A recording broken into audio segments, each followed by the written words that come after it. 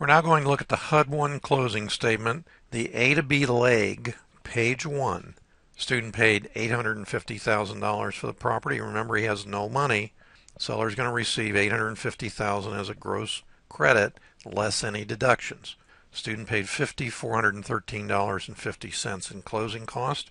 We're going to see those on page 2.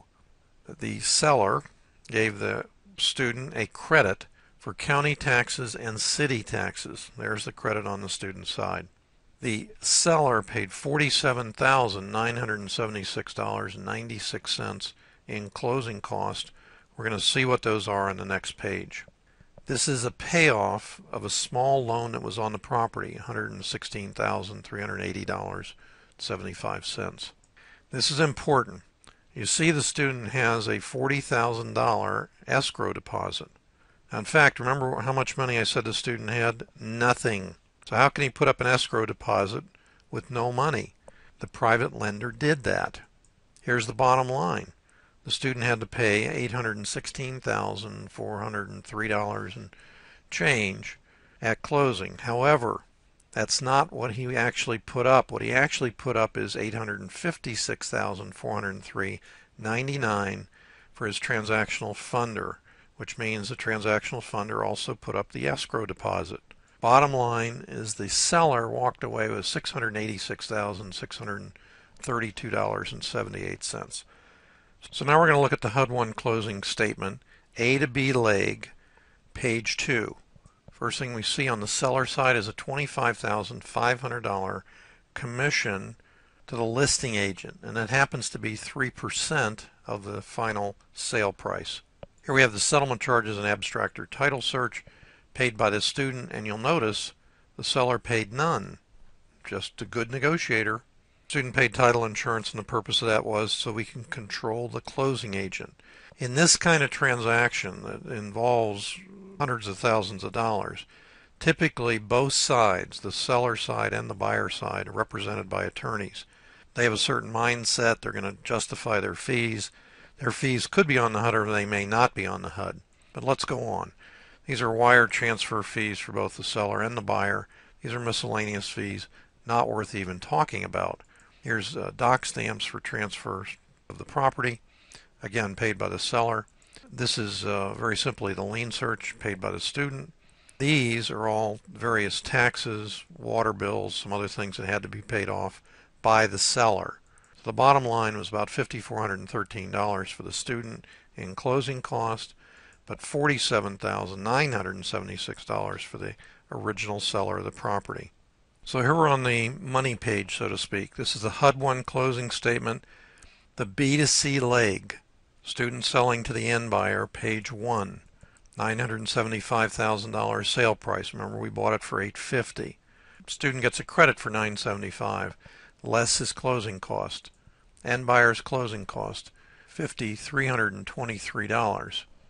Now these are, again, the same city and county taxes we had before. Student now is giving a credit to the end buyer, which there it is, for the same amount of money. It's a wash because he was credited that in the A to B transaction. Here he's being debited that same amount. The closing costs for the student are $15,150 and no change, it looks like. This is important. Here's the deposit by the end buyer, which was $50,000.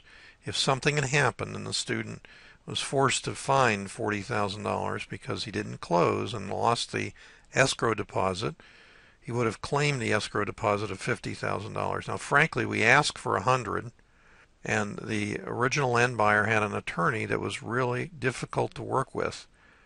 We had such a problem with him that ultimately I got involved, and that attorney was fired. Otherwise, we wouldn't have done the transaction. But it stuck in their mind they didn't have to put up $100,000. So they put up $50,000, and we accepted $50,000 because they really did want the house. They're a motivated buyer. Now this is the most important part of the transaction as far as you're concerned. Transactional funding payoff. If you notice, you add these two numbers together. Actually, this one is my transactional funding, and this is another person involved in doing the rest of it. This comes to the $650-some thousand on the A to B HUD, which was including the $40,000 escrow deposit. So the student had no money in the transaction. All of it's right here. It's being paid off on the B2C HUD the same day.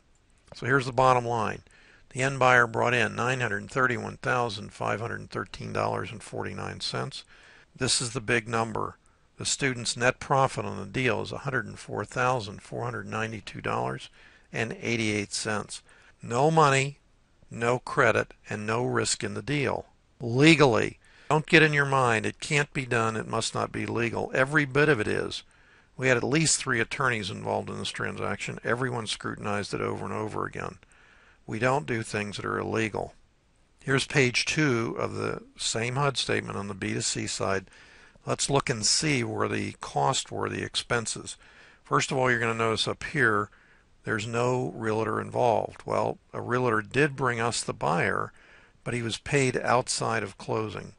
POC, paid outside of closing. We didn't have to put it on the HUD statement simply because we had a cash buyer.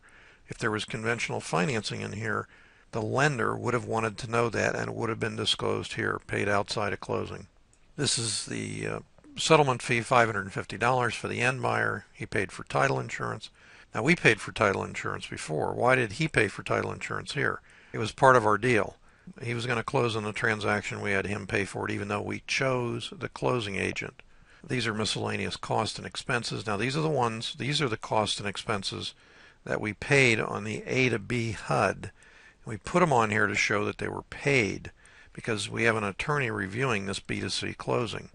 Bottom line is the end buyer paid $5,523 in closing cost. Now the student side, he paid the abstractor title search and the settlement fees, paid for the doc stamps on the transfer. His costs were $15,150 and no cents whatsoever.